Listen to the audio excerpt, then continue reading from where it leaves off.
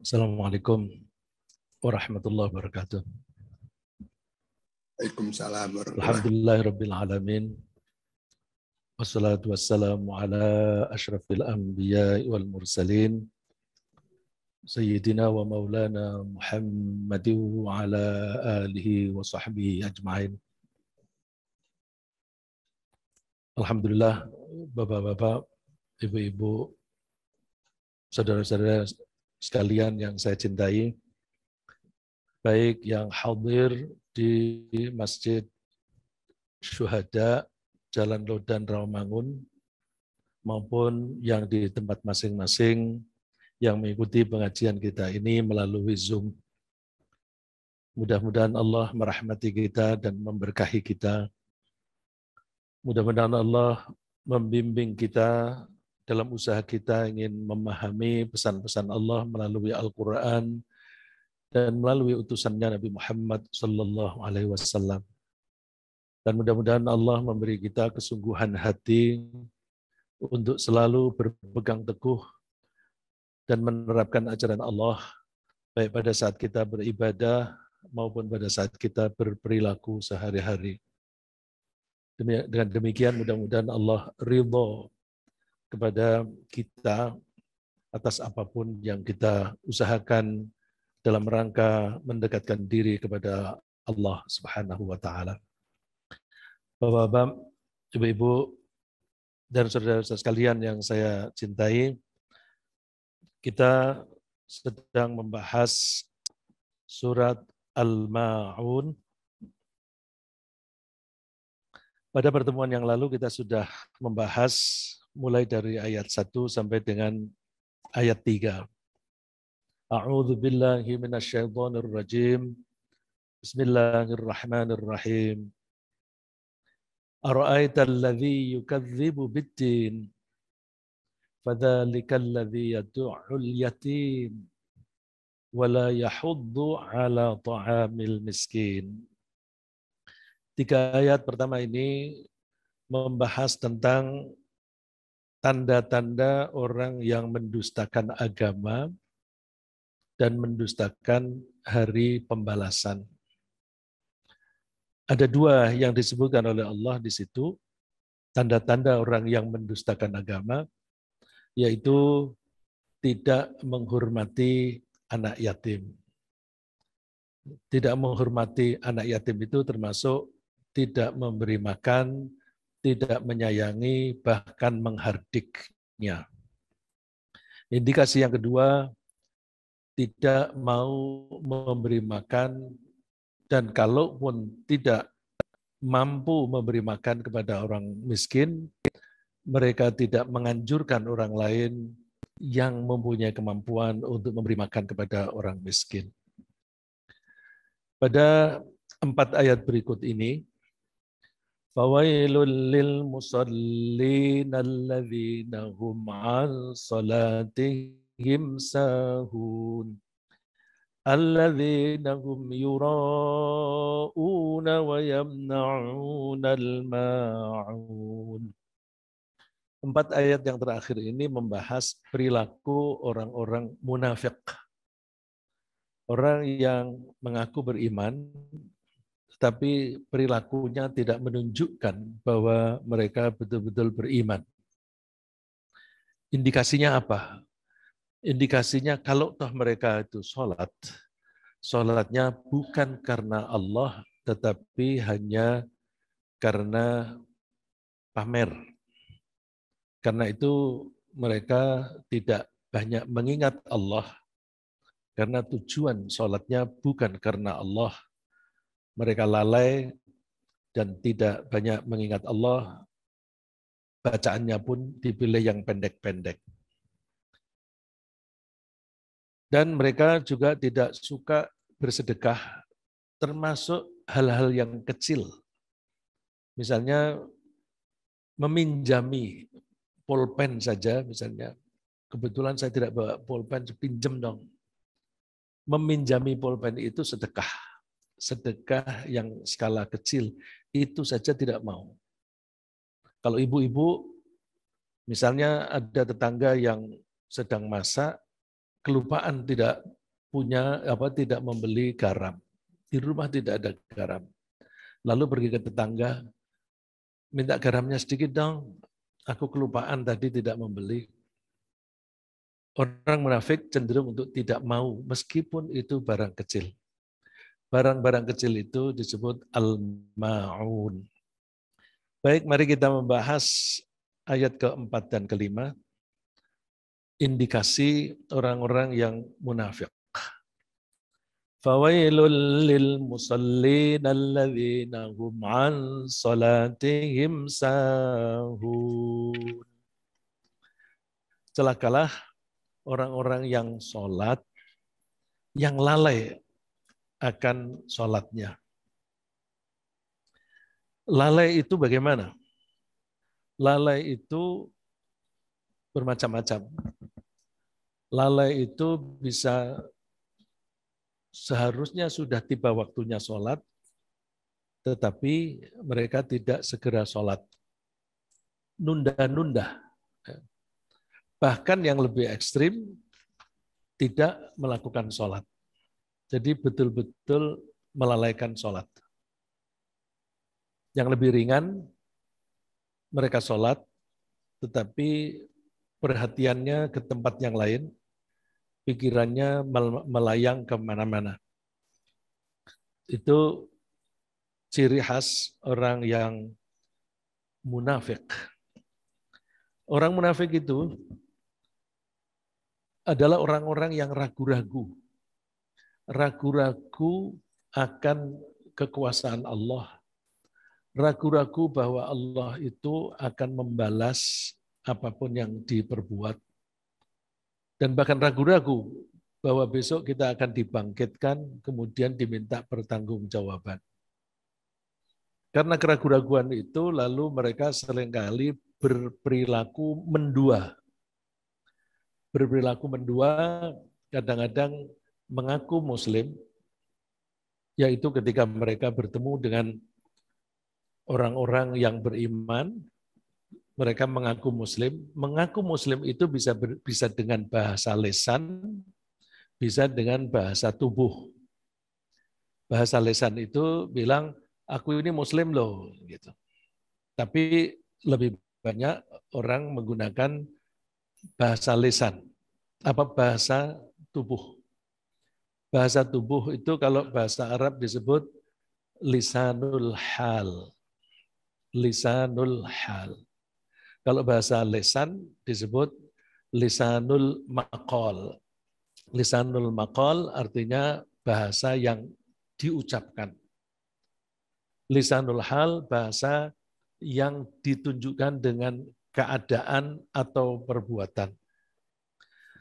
Orang-orang munafik menunjukkan bahwa mereka itu beriman itu dengan bahasa tubuh, dengan cara sesekali pergi ke masjid. Tapi ke masjidnya bukan untuk mengabdi kepada Allah, hanya untuk menunjukkan kepada orang lain. Tentu ketika mereka menunjukkan kepada orang lain itu mempunyai kepentingan tertentu. Kepentingan itu bermacam-macam. Kalau misalnya orang yang mempunyai bisnisnya itu bisnis jasa, misalnya asuransi. Karena dia agen asuransi, dia berusaha untuk mendatangi tempat-tempat berkumpulnya orang. Ada pertemuan atau perkumpulan orang yang sedang olahraga. Misalnya biasanya di velodrome, kalau hari Sabtu pagi, hari Minggu pagi, itu banyak orang yang olahraga di sana. Bahkan ada kelompok-kelompok tertentu. Nah, orang itu bergaul dengan mereka, bahkan mendaftar, tapi yang penting adalah menawarkan jasa asuransi. Nah, ketika di masjid, mereka juga begitu. Ke masjid, mencari orang-orang yang kira-kira berpotensi untuk ditawari asuransi. Jadi, ada kepentingan lain. Tapi datang ke masjid supaya kelihatan bahwa dia orang Muslim. Kalau ada pengajian, ikut. Karena dalam pengajian itu orang berkumpul berlama-lama dan juga ngobrol. Ya, itu orang-orang yang datang ke masjid bukan karena Allah, tapi untuk kepentingan yang lain.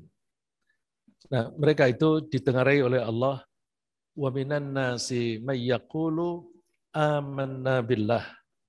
Di antara manusia ada orang yang mengatakan bahwa kami beriman kepada Allah. Wa bil yaumil akhir, dan juga kepada hari akhir, tapi nyatanya wa ma hum bimu'minin. Padahal mereka tidak mukmin. Saya ingin membahas secara teknis bahasa. Di bagian depan, di situ dikatakan amanna, kami beriman. Beriman, kalau dalam bahasa Indonesia itu kata kerja. Bahasa Arabnya amanna itu fi'il. Fi'il madhi. Mereka mengatakan kami beriman, pakai kata kerja. Tapi di bagian akhir dari surat ini, dari ayat ini, Allah membantah wa ma hum bimu'minin, padahal mereka bukan orang mukmin. Jadi tidak semua orang yang mengaku saya beriman adalah orang mukmin. Apa bedanya? Saya kasih contoh yang gampang. Ada seseorang yang mencuri. Apakah ketika dia mencuri kita bisa katakan bahwa dia pencuri? Seseorang dikatakan pencuri kalau dia memang sudah mempunyai kebiasaan mencuri. Itu namanya pencuri. Tapi kalau dia sesekali mencuri, barangkali saat itu dia sedang kepepet, dia lalu mencuri. Mungkin hanya sekali itu saja. Maka dia bukan pencuri, tapi orang yang mencuri. Amanah. Orang itu mengatakan, aku beriman. Orang itu datang ke masjid. Tapi apakah dia itu mukmin? Mukmin itu seperti pencuri tadi. Beriman. Pagi hari dia beriman, siang hari beriman, sore beriman, malam beriman. Bangun tidur yang diingat Allah. Bekerja yang diingat Allah. Mau tidur yang diingat Allah. Mendapatkan rizki yang diingat Allah.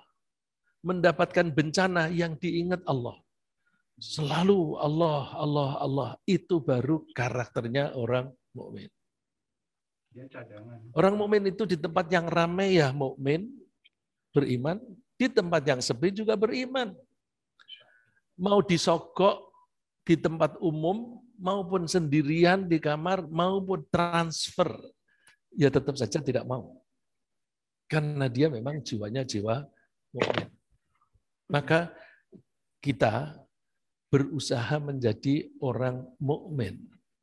Caranya kita membangun karakter mukmin.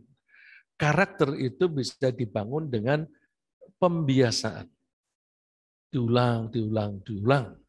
Maka kita bisa memahami kalau Rasulullah mengatakan bahwa sebaik-baiknya perkara, sebaik-baiknya amal adalah amal yang dawam, yang diulang-ulang terus. Wa in qalla, meskipun sedikit. Sedikit, tapi diulang.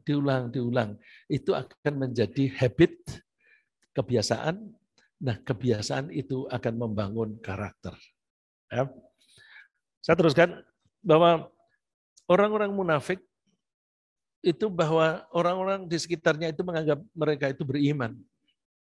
Mereka kadang-kadang mendatangi tempat sholat, tapi mereka melakukannya bukan untuk mengabdi kepada Allah, tapi untuk keperluan lain. Akibatnya mereka itu bermalas-malasan. Nah, bermalas-malasan itu ditengari oleh Allah, innal munafiqina yukhadi'unallaha wa huwa khadi'uhum.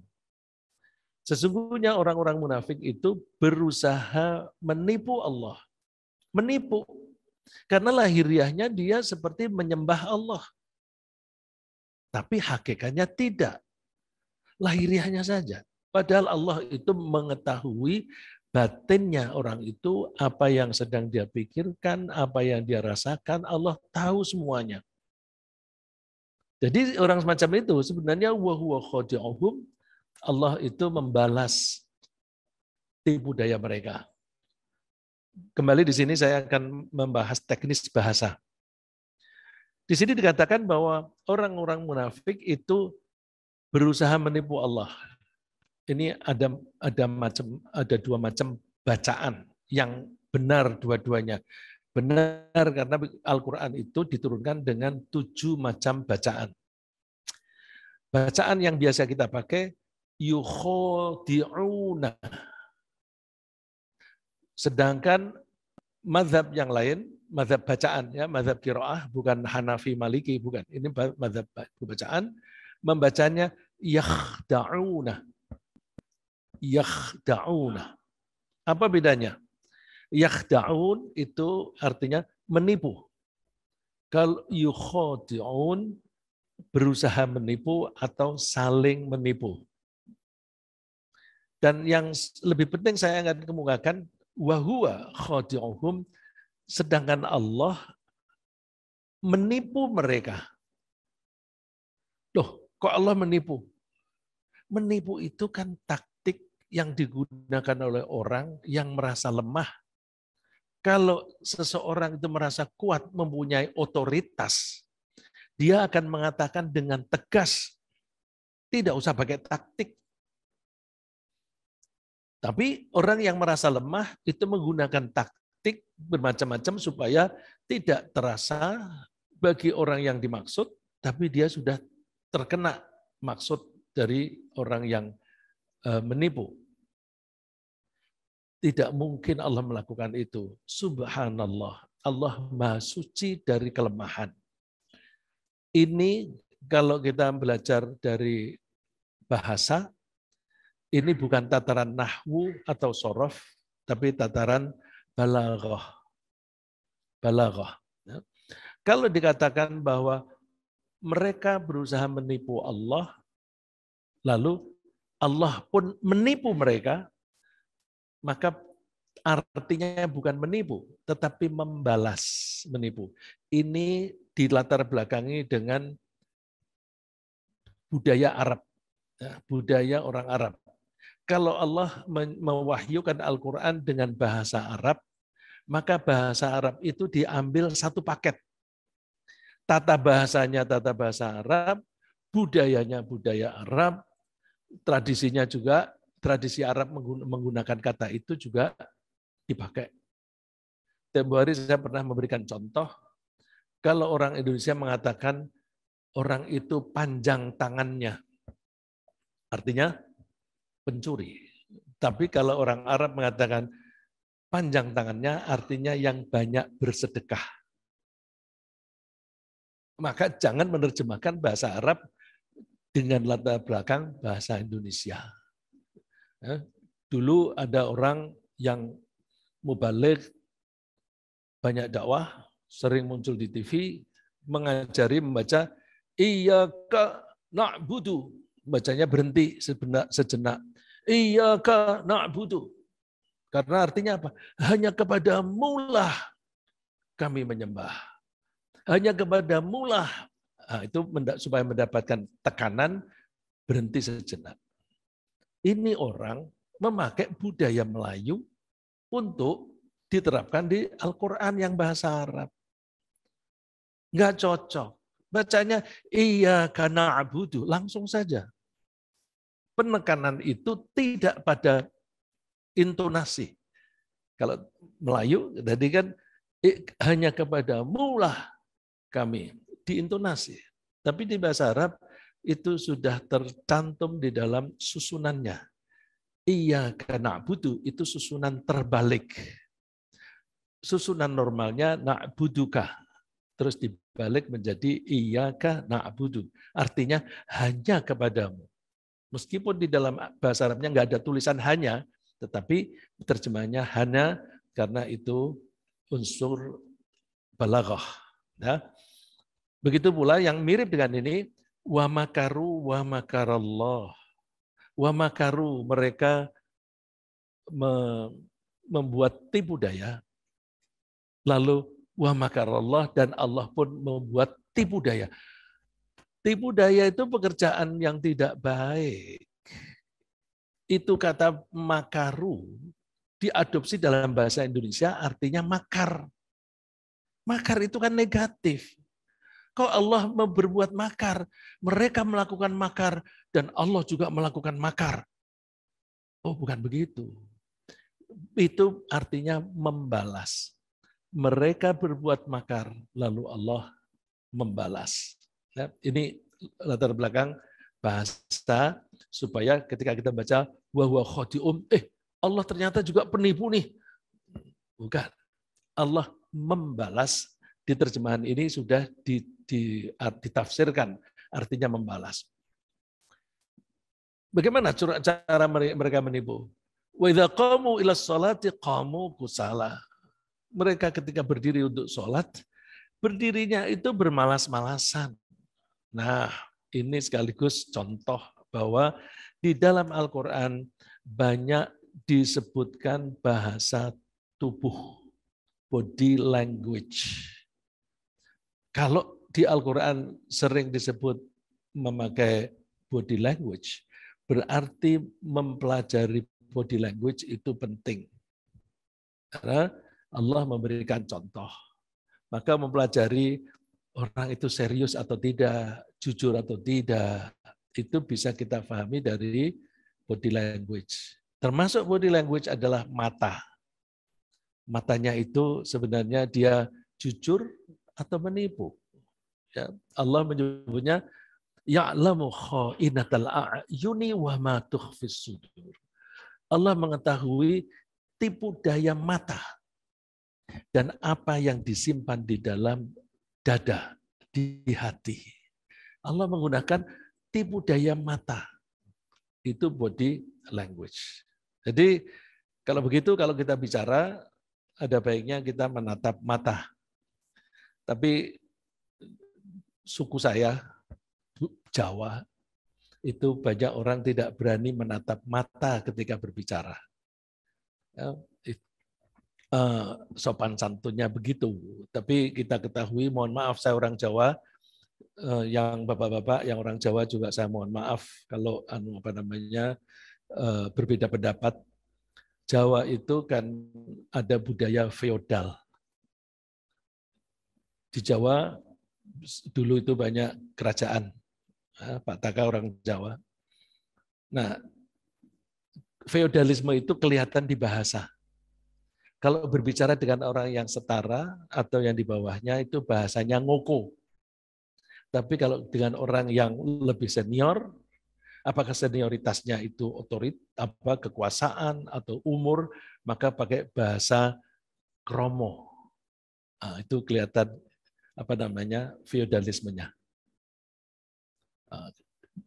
Di profesi ada bidang-bidang profesi yang feodalnya sampai sekarang itu Masya Allah. Negara di mana-mana sudah tidak feodal, tapi profesi itu sangat feodal. Kalau dia profesor, kalau tidak dipanggil prof begitu, marah. Itu ada profesi yang, mohon maaf saya tidak menyebut profesi apa, karena itu bisa menyakiti hati orang, tapi ini fenomena. Ya. Jadi kita mesti memahami bahasa tubuh. Nah, Allah itu mengetahui bahasa tubuh kita, mengetahui hati kita. Ketika kita sholat, mesti serius. Jangan pura-pura. Allah tahu. Pura-pura itu bisa diketahui kusala, bermalas-malasan. Yura'unan nas, mereka pamer kepada orang lain. No, kalau pamer itu berarti sholatnya sudah mendua. Tujuannya satu, mencari ridho Allah, satu lagi minta pujian orang. Ridho Allah itu kan juga mengandung pujian. Saya ingin dipuji Allah sebagai hamba yang nurut, tapi saya juga ingin dipuji oleh orang lain bahwa saya seorang muslim yang baik. Nah, itu mendua. Maka riya itu sering disebut syirik khafi. Syirkun khafi. Syirkun itu menyekutukan, mendobelkan tujuan. Khafi itu artinya samar, bukan ringan. Bukan ringan. Ya. Kalau ringan itu khafif, tapi khafi itu artinya samar. Syirik itu dosa yang tidak diampuni oleh Allah. Syirik dosa yang tidak akan diampuni oleh Allah. Kalau ada orang mati belum pernah taubat atas kesyirikannya, maka Allah tidak akan mengampuni. Berbeda dengan dosa yang lain, bisa saja dia tidak sempat mohon ampun kepada Allah, tetapi Allah mengampuni, bisa saja. Tapi kalau syirik, tidak mungkin. Oleh karena itu, hati-hati dengan syirik. Orang lain tidak tahu bahwa seseorang itu melakukan syirik, tetapi Allah mengetahui, yaitu pamer. Nah, karena tidak serius atau tidak sungguh-sungguh ketika sholat, maka wala yadhkurunallaha illa qalila. Tidak, yadhkurun itu arti aslinya ingat. Biasanya orang yang ingat lalu ngomong, nyebut. Cuma seringkali orang menerjemahkan dalam bahasa Indonesia, yadhkurun itu menyebut. Jadi di sini diterjemahkan tidak menyebut. Kalau tidak menyebut itu artinya bacaannya sedikit. Surat yang dibaca pendek. Tasbihnya bukan 3 kali, tetapi hanya 1 kali. Atau bahkan mungkin hanya subhanallah. Atau mungkin hanya sami'allahu liman hamidah. Sami'allahu liman hamidah. Nah itu menyebut. Tapi yadhkurun ini lebih ke mengingat. Kalau dikatakan mengingat, bisa saja orang itu bacaan Qur'annya banyak atau tasbihnya diulang-ulang, tapi pikirannya tidak hadir. Itu juga tidak zikir kepada Allah banyak. Jadi kita cek sholat kita, apakah sudah benar. Kalau menurut surat ini tadi, fawailun lil musallin alladzina hum fi salatihim balladzina hum an salatihim sahun, yang lalai. Terus bahkan mereka kadang-kadang mengolok-olok salat. Wa idza nadaitum milas salati takhudhuha huzwa wa la'iba. Dzalika bi annahum qaumul la ya'qilun. Ketika kalian mengajak mereka untuk salat, mereka suka mengolok-olok dan menganggap permainan. Apa ini dalam sehari-hari? Ini kadang-kadang, yuk sholat yuk.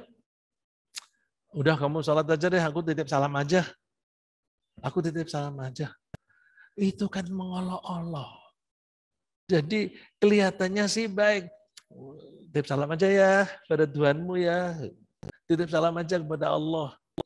Itu namanya mengolok-olok dan menganggap main-main. Padahal ngajak sholat itu ya, ayo kita mengabdi kepada Allah. Kenapa begitu? Bi'annahum qaumul la ya'qilun, karena mereka itu tidak menggunakan akalnya dengan baik. Nah, sholat itu penting karena dia merupakan salah satu dari pilar agama. Bunyal insanu ala khamsin, syahadati alla ilaha illallah, wa anna muhammadan abduhu wa rasuluh, wa iqamis salati wa ita'iz zakah, wa hajjil baiti wa shaumi Ramadan. Ini hadis dikutip oleh Imam Muslim dari Abdullah bin Umar. Jadi hadis ini sahih. Islam itu dibangun atas 5 yang kita seringkali menyebut rukun Islam. Saya teruskan. Salat itu penting karena itu merupakan identitas bahwa seseorang itu muslim atau tidak. Sampai Rasulullah mengatakan, inna bainar rajuli wa bainasyirki wal kufri tarkas shalah. Kalau ingin membedakan seseorang itu muslim atau bukan, dia muslim atau bukan. Bukan itu bisa musyrik, bisa kafir. Membedakannya apa? Salatnya aja lihat. Lihat aja salatnya. Inna bainar rajuli wa bainasyirki wal kufri tarkas shalah. Indikasinya di meninggalkan sholat. Ini secara politik difahami oleh orang-orang non-Muslim. Mereka melihat bahwa Muslim itu sebenarnya minoritas. Yang mayoritas itu non-Muslim. Mereka mungkin di KTP itu nyebut Islam, tetapi tidak sholat. Oleh karena itu, orang-orang yang mengaku Islam tapi tidak sholat, itulah yang mereka rebut. Mereka rebut supaya masuk ke dalam kelompok mereka, mendukung mereka. Dan nyatanya sulit kita orang-orang yang Muslim ini berkuasa di Indonesia. Ya, mohon maaf, mulai dari awal yang berkuasa di Indonesia memang bukan orang-orang Muslim. Muslim yang seperti ini. Ya. Saya teruskan. Sholat itu juga bisa menyebabkan orang masuk ke neraka kalau ditinggalkan. Ada dialog antara orang surga dan orang neraka. Ini mungkin timbul pertanyaan, emangnya bisa orang surga dan neraka itu berdialog? Di Quran ada beberapa contoh dialog. Maka contoh dialog ini memberikan kita imajinasi, yang tentu imajinasi ini belum tentu benar, tetapi kira-kira seperti itu. Misalnya di surat Al-A'raf, itu ada dialog antara orang yang di surga dan orang neraka. Saya memberi indikasi begini, oh, di surga itu dataran tinggi, neraka itu dataran rendah. Di antara surga dan neraka itu ada pemisah. Pemisah itu berupa tempat yang tinggi. Bahasa Al-Qur'annya Al-A'raf. Al-A'raf itu tempat yang tinggi. Apakah tempat yang tinggi itu tembok? Kok kira-kira tidak?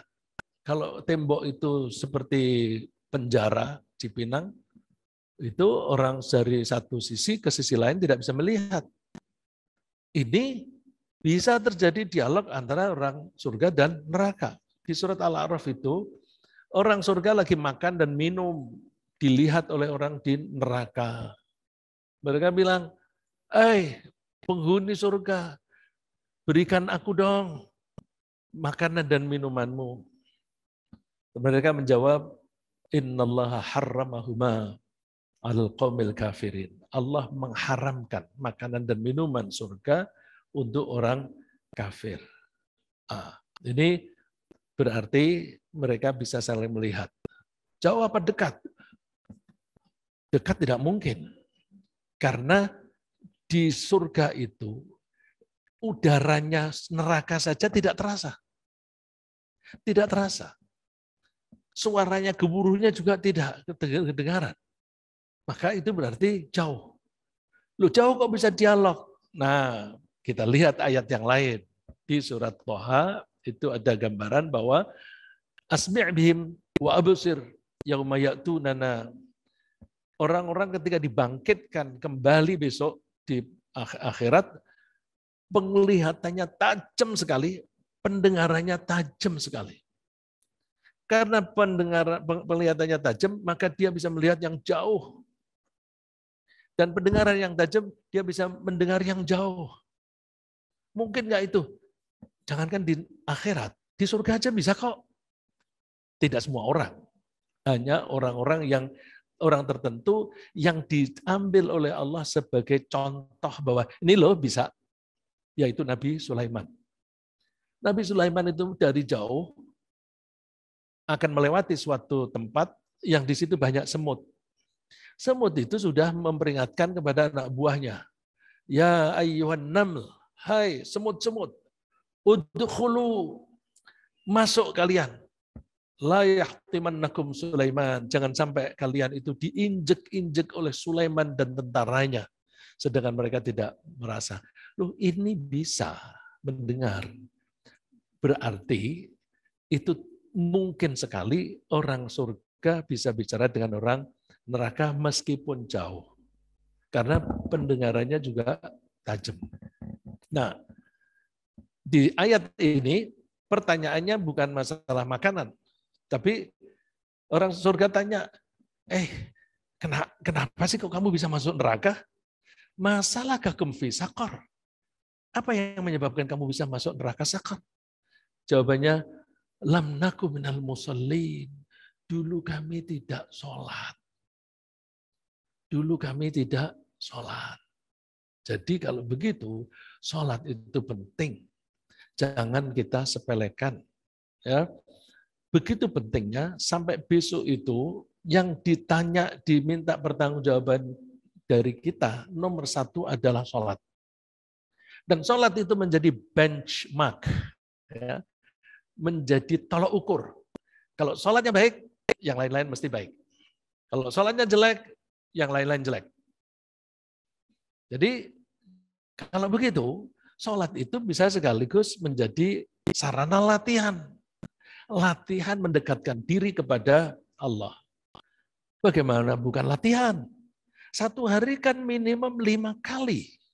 Coba kalau kita itu main tenis satu hari 5 kali. Kira-kira dalam 1 tahun kita bisa nggak jadi juara? Tentu di umur-umur yang masih muda ya. Nah, itu kalau itu latihan itu terus menerus, maka akan efektif. Tapi kalau kita ini sholat 5 kali sehari, bahkan tambah dengan sholat sunnah, kok perilakunya tidak mencerminkan sholatnya, itu berarti latihannya tidak efektif. Ya. Ukurannya efektif apa? Ukurannya efektif, innas sholata tanha anil fahsya'i wal munkar. Orang yang sholat itu bisa mencegah seseorang dari berbuat mungkar dan keji. Kalau seseorang masih melakukan perbuatan yang mungkar dan keji, berarti sholatnya tidak efektif. Contoh lain, ukuran.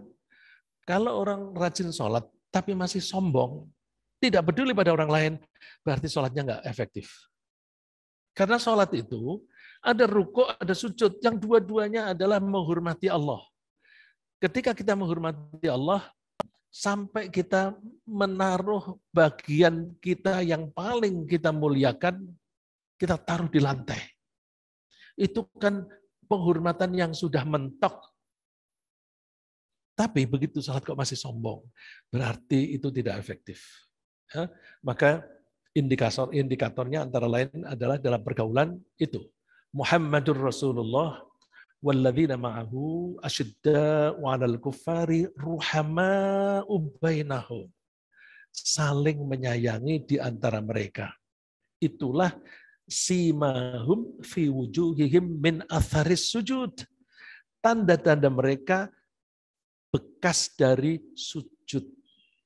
Jadi bekas dari sujud itu lebih ke pengaruh sholat terhadap mental kejiwaan. Dia saling menyayangi. Itu kalau sholatnya efektif. Maka kita usahakan sholat kita yang baik. Nah, lalu ada muncul pertanyaan, kalau orang munafik itu di neraka, tempatnya katanya yang paling bawah.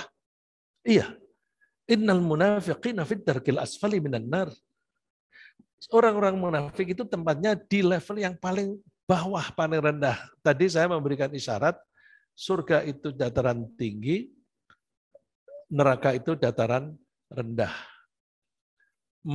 Kalau di surga, makin tinggi tempatnya itu makin nyaman. Di neraka, makin rendah itu makin berat siksaannya. Munafik itu tempatnya yang paling bawah. Kalau begitu, siksaan untuk orang munafik dan orang kafir, mana yang lebih berat? Kalau menurut ayat ini, lebih berat orang kafir. Kalau orang bertanya, loh kok bisa orang munafik itu siksaannya lebih berat daripada orang kafir? Padahal kan mereka sudah sholat, apa masih melakukan sholat. Kalau kafir tidak pernah sholat. Jawabannya, dosanya orang kafir itu double. Apa mohon maaf, dosanya orang munafik itu double. Kalau orang kafir dia tidak percaya kepada Allah, titik, satu dosanya. Orang munafik tidak percaya kepada Allah plus bohong, menipu. Kebohongan, menipu Allah, menipu orang lain, ini tambahan dosa. Maka dosanya orang munafik lebih berat dibanding dengan orang kafir. sholat, tapi sholatnya nggak ada nilainya.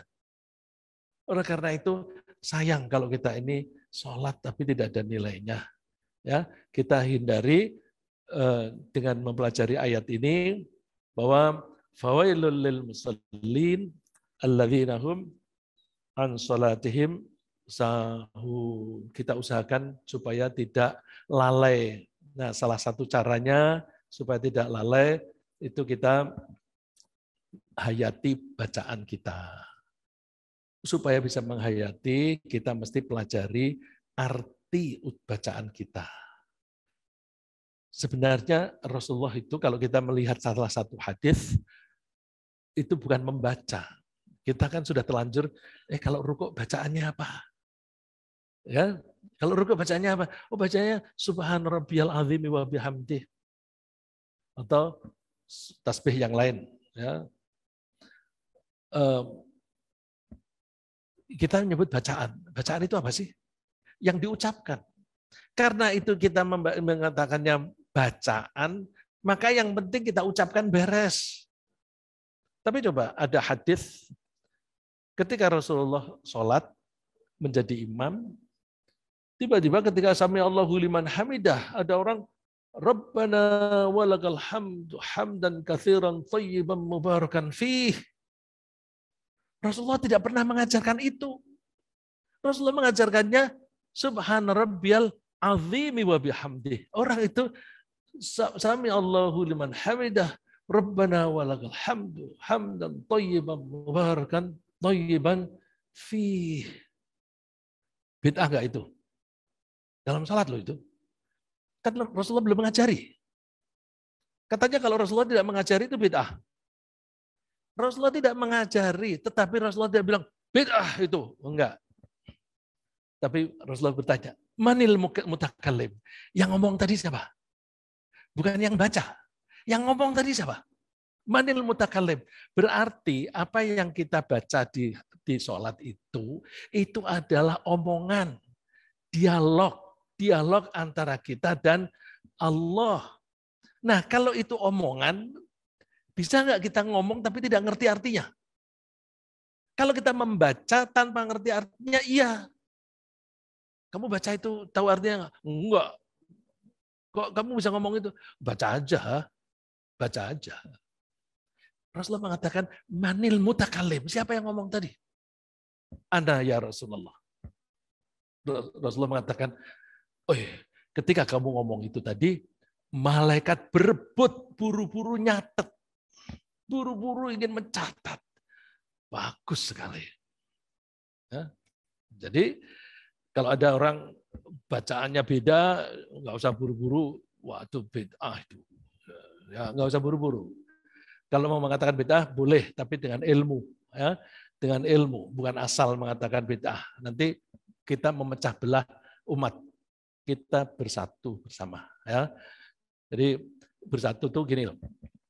Ada Rasul itu ikutan kita Nabi Muhammad dan Allah, ya, Allah dan Nabi. Dah gitu kita pegang. Nah, firman Allah dan sabda Nabi itu dipelajari oleh para ulama.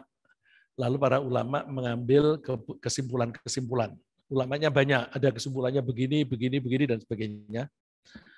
Terus kita ambil posisi di tengah.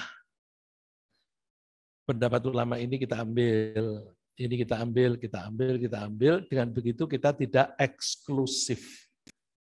Kalau kita tidak eksklusif, kita bisa bersatu.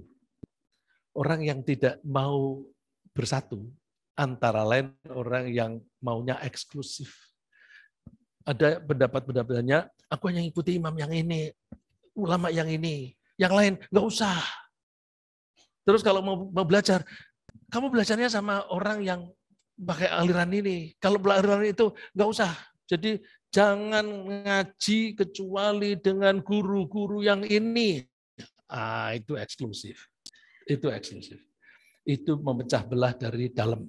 Maka kita memperbanyak ngaji, memperbanyak guru, kemudian kita saring-saring, ujung-ujungnya imam kita hanya satu, yaitu Nabi Muhammad Sallallahu Alaihi Wasallam.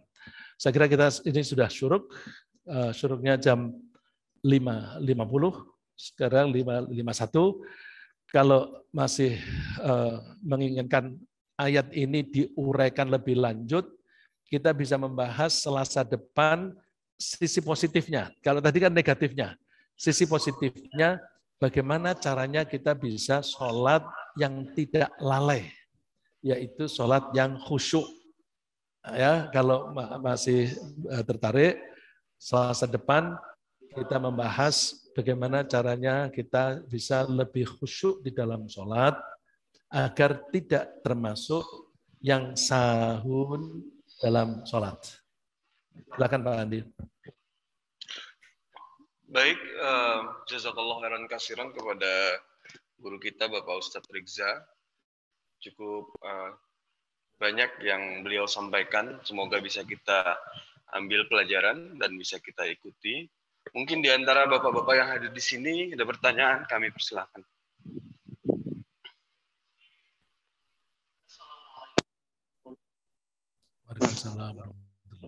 Pak Ustaz, saya merasa terganggu mengikuti sholat berjamaah di sebuah masjid. Imam selalu pada saat ruku begitu cepatnya. Jadi saya sudah tahu juga memang bacaannya yang paling tepat adalah subhanallah. Tapi cuma sekali. Tapi cenderung yang saya malah salahkan adalah beliau tidak memperhatikan makmumnya. Jadi makmum keteteran semua. Mohon maaf. Itu bagaimana hukumnya? Yang sebaiknya kalau kita mengingatkan beliau sebagai imam kan jadi panutan. Ini yang jadi risau kita. Assalamualaikum. Waalaikumsalam. Terima kasih pertanyaannya. Bagaimana kalau imam itu rukuknya pendek? Ya mungkin bukannya rukuk, iktidal juga, sujudnya juga. Coba kita perhatikan, kalau kita sholat sendiri, itu tumak ninah cukup, biasanya ulama mengatakan cukup dipakai untuk membaca subhanallah. Jadi subhanallah pendek kan? Subhanallah. Sami'allahu liman hamidah. Subhanallah. Allahu Akbar. Pendek. Nah, yang ditanyakan Pak Taka ini kan jadi imam. Makmum itu macam-macam. Apalagi di masjid kita ini kan banyak yang senior. Dan banyak juga yang lututnya sakit, pinggangnya sakit, nggak bisa bergerak cepat. Ini baru Sami'allahu liman hamidah, ini berdiri belum sampai lurus, sudah Allahu Akbar. Nah, itu menyebabkan makmumnya tidak bisa tumak ninah. Tumak ninah itu termasuk rukun sholat. Rukun itu wajib. Rukun wajib karena wajib, kalau sholat tanpa tumak ninah, sholatnya tidak sah. Dalilnya apa?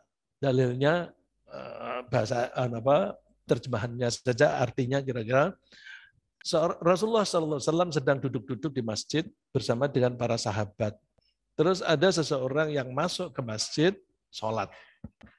Habis sholat, terus mendekati Rasulullah, Assalamualaikum warahmatullahi wabarakatuh. Dijawab oleh Rasulullah.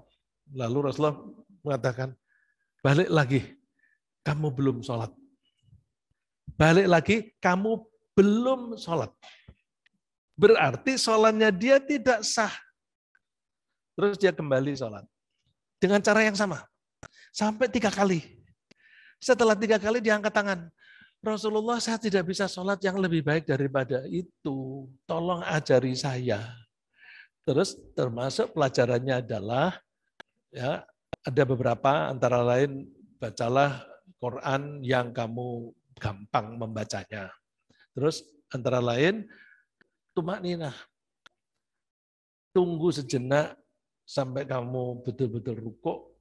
Terus iktidal, tunggu sejenak sampai kamu betul-betul tegak. Nah, ini diterjemahkan oleh ahli fikih sebagai tumak ninah. Tumak ninah itu artinya tenang. Tenang sejenak. Nah, tadi Rasulullah mengatakan bahwa kamu belum sholat, berarti sholatnya tidak sah. Ada hadis lain begini. Rasulullah mengatakan, kamu tahu nggak pencuri yang paling jelek? aswa'us sarqah. Aswa dari kata su'un atau sayyi, ya. Sayyi. Sayyi itu orang yang buruk. Sayyi lalu kalau dijadikan wazan seperti akbar, dari kabir jadi akbar. Kabir besar. Akbar paling besar. Sayyi buruk, orang yang buruk. Aswa orang yang paling buruk. Ini aswa'us sarqah. Sarqah itu jamak dari sarik. Pencuri yang paling jelek.